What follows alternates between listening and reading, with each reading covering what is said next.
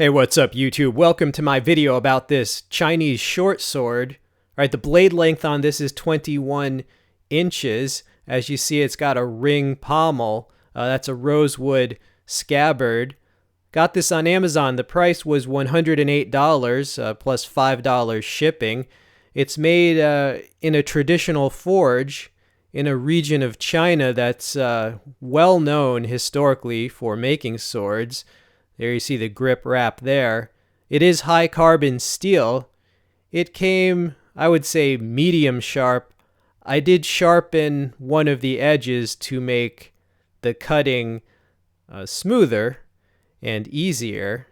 This is available on Amazon. I will include a link to this as well as other items of interest, including budget options. But enough talk. Let's take this sword for a spin, literally, or a swing at least. Here is some cutting of water jugs. This is just for fun, by the way. I'm not trying to teach you how to have a sword fight or anything. These are going to be basic cuts, and sorry for any background noise. They were building something. Another horizontal cut. The next one is going to be a horizontal cut, two hands. A diagonal cut coming up. And some thrust and cut action. Make that thrust quick. Yeah, in real life, a thrust will end things. Blink of an eye. I got another diagonal cut coming up. Another thrust for you. And don't try this one at home. I get it moving first. I say don't try that one because you could hit yourself in the head with your friggin' sword if you're not careful. So, of course, I am careful. All right, so we're going to do a high cut and then a low cut. A very high cut. Now, the reason I cut it high is that so there's a lot of target left, makes the second cut easier. You have a lot more target. You don't have to be as accurate. So I'm essentially bottle capping this for the first cut. Forehand into backhand. And there you go. And one more, again, back and forth, two cuts. Yeah, it started to tip over, so I had to do double time. All right, more thrust and cut. Gotta be quick with that thrust.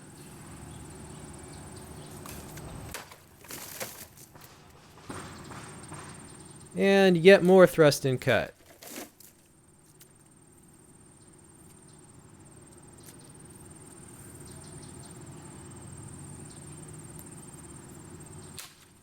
I made an onion ring. Yeah, this is all part of the new diet that I'm going to fry that up later. It's 0 calories, you know, plus the tempura. All right, very low cut.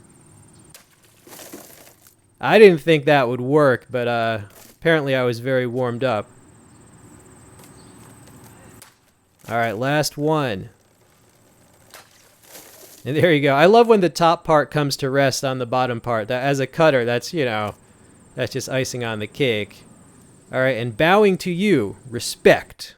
All right, here's another look at that sword. If you want, like, you know, a better idea of the size and scale of the sword being held by a human, at least I think he's human, but he appears to have very little empathy for his fellow man. More machine than man. No, I'm kidding. And those are the angles of attack. All right, final conclusions on this sword.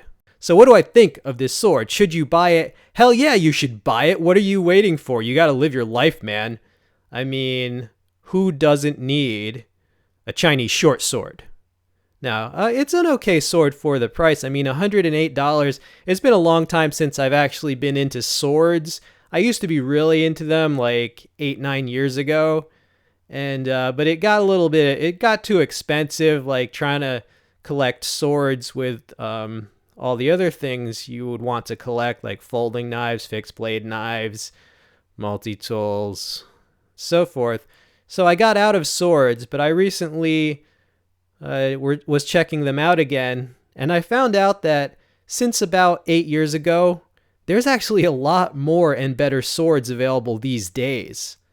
All right, for reasonable prices. So there's kind of been a revival of sword, would you say, manufacturing and marketing. So there's like a ton of good swords available on Amazon. I will include a lot of links, not just Chinese, but Western swords as well, Japanese swords. And for the budget conscious, if you want an even better deal, I'm going to include a list of machetes that can be used for your backyard fun.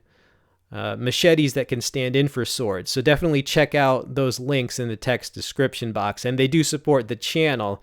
All right, those are 3 of my swords. I got Chinese, Japanese, and European. All right, so that Japanese one is a Iga Ninjato by Hanwei Forge.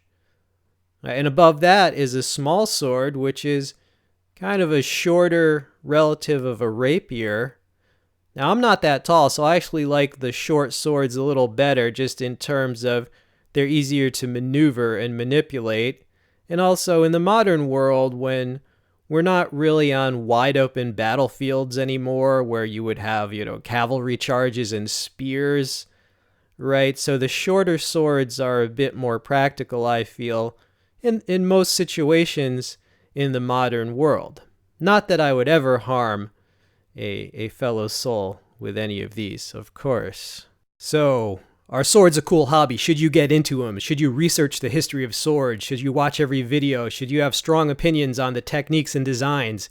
Oh, definitely. You should definitely become the internet sword guy because, not every kid can be the star athlete in their school or the smartest or the funniest, right? But anybody can watch 200 hours of sword videos nowadays, and so that can be your identity. You can set yourself apart and define yourself by that narrow interest hobby. Now, I'm kidding, dude.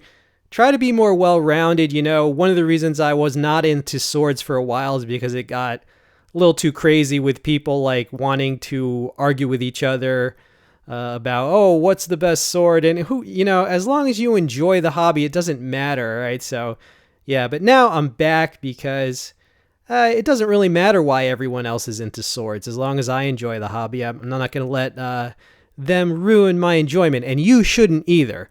All right, so don't be afraid to enjoy swords for whatever reason. All right, this has been We All Juggle Knives. Check out the links. I am out.